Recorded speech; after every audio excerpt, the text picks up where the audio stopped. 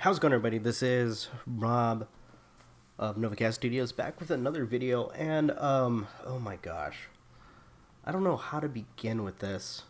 I try not to do the whole political thing, but this up, and the first remark that I got from her was, "You're not buying from Gillette anymore." By the way, this is coming from a woman, so I thought this was kind of hilarious, especially with the context of this whole situation.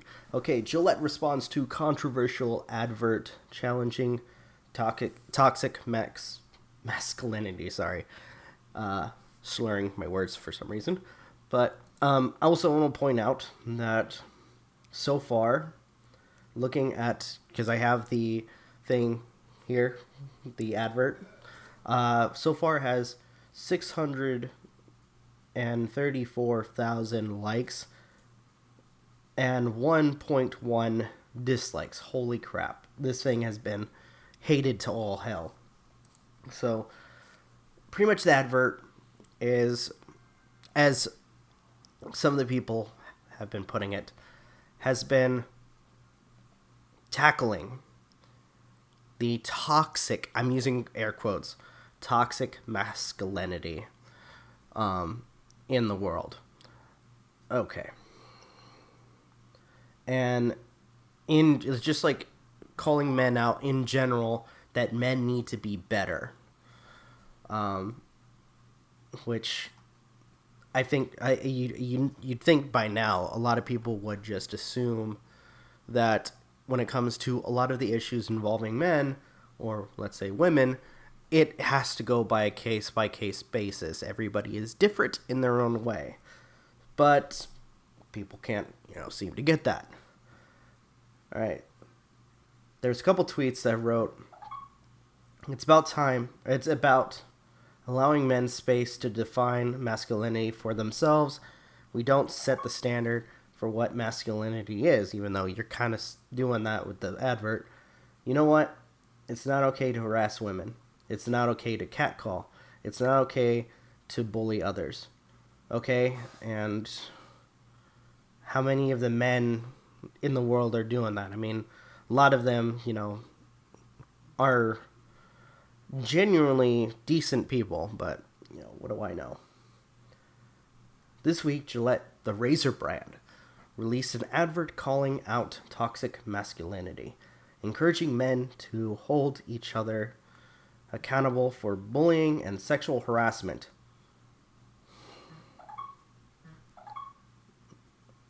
Oh gosh, freaking A. Procter and Gamble owners of the owners of the brand, launched the advert as part of a wider campaign, We Believe, which revisits Gillette's tagline, "The best a man can do," an effort to encourage men to reconsider what it means to be best version of themselves. We're not saying all guys are bad. You kind of are with the advert. We're not trying to mispresent any one individual. You kind of are. What we're saying is, as a collective group, so then you are talking about everybody, as a collective group, let's have a little less bad behavior and more good. That's the big message behind it, says Damon Jones, Vice President, Global Communication and Advocacy at Procter & Gamble. As part of the campaign, the organization is donating $1 million per year over the next 3 years to nonprofit organizations in the United States that work with men to tackle some of these issues. Despite garnering 23 million views, the advert has been met with online backlash, accumulating a total of 1.1 million dislikes versus 620,000 likes on YouTube. Since its release on January 13th of this year, the criticism stems from claims that the advert is labeling all men and masculinity as bad, in a failed attempt to maintain brand relevance. You did you guys not watch your own advert? To unpack these issues, I sat down with Jones to understand the intent behind the campaign and how the organization is responding to push back.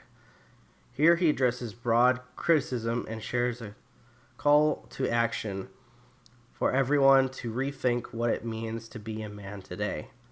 I'm not going to read the rest of this. Why people... And you guys keep saying that you're not thinking of all men, but that's with this article, that's exactly what you're doing. And rethink what? What do people have to rethink about themselves? I'm at a loss here. I really can't understand. Look, some men and women, and yes, I'm putting both men and women together. Some men and women commit horrible things towards each other. But you can't go off saying that because one person does it, everybody has to rethink their life. You can't do that. It's impossible. You can't do that unless of course you decide, or at least the people that probably want this, one order where if you aren't a certain way, then you probably go to prison for, not doing what they want you to do. So